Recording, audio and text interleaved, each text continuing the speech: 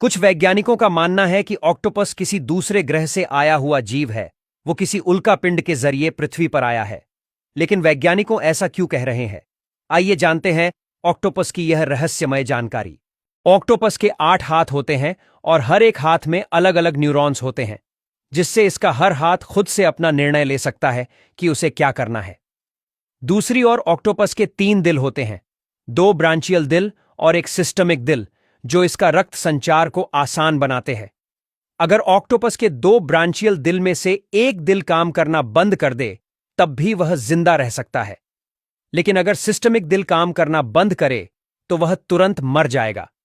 Octopus का खून नीले रंग का होता है और इसके खून में हेमोसाइनिन नाम का तत्व होता है, जो इसे नीला रंग देता है।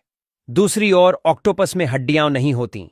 इसकी बॉडी पूरी तरह से नरम और लचीली होती है, जिससे यह बहुत ही छोटे छेदों से भी निकल सकता है।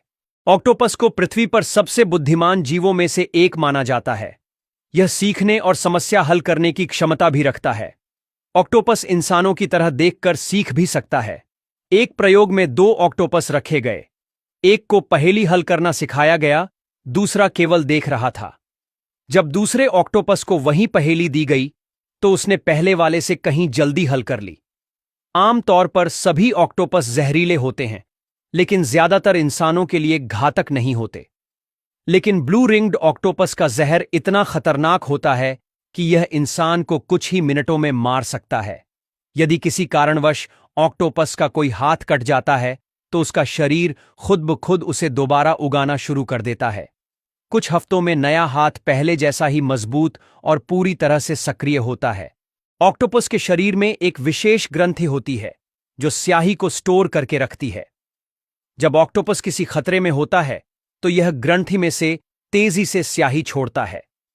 यह स्याही पानी में एक गहरे धुएं जैसी धुंध बना देती है, जिससे शिकारी भ्रमित हो जाता है और ऑक्टोपस को भागने का समय मिल जाता है। दूसरी ओर ऑक्टोपस की प्रजनन प्रक्रिया बेहद अलग और जोखिम भरी होती है, क्योंकि प्रजनन के बाद नर और मादा दोनों की मौत हो जाती है। जब प्रजनन पूरा होता है, तब ऑक्टोपस की कई प्रजाति में मादा नर को खा जाती है, जिससे मादा को अंडों देने के लिए विशेष ऊर्जा मिलती है।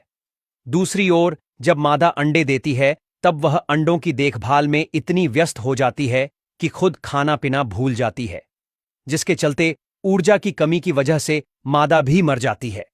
जब ऑक्टोपस के बच्चे अंडों से बाहर आते हैं, तब उसकी देखभाल के लिए कोई नहीं होता। वो अकेले ही अपना जीवन शुरू करते हैं। लेकिन कुछ वैज्ञानिक क्यों कहते हैं कि ऑक्टोपस दूसरे ग्रह से आया हुआ जीव है? दरअसल कुछ वैज्ञानिकों का मानना है कि ऑक्टोपस या उसके पूर्वजों के अंडे किसी उल्कापिंड के जरिए पृथ्वी पर आए थे। जब उल्कापिंड समुद्र में गिरा, तो इन जीवों ने वहां जीवन शुरू किया। दरअसल ऑक्टोपस में 33,000 से अधिक प्रोटीन कोडिंग जीन पाए गए हैं, जबकि इंसानों में यह 25,000 जीतने ही होते हैं। ऑक्टोपस के डीएनए इतने अलग हैं कि यह पृथ्वी के अन्य जीवों से बिल्कुल अलग लगता है, जिससे कुछ वैज्ञानिकों का मानना है कि यह किसी उल्कापिंड के जरिए पृथ्वी पर आया होगा। लेकिन अभी तक इसका कोई ठोस प्रमाण नहीं मिला है।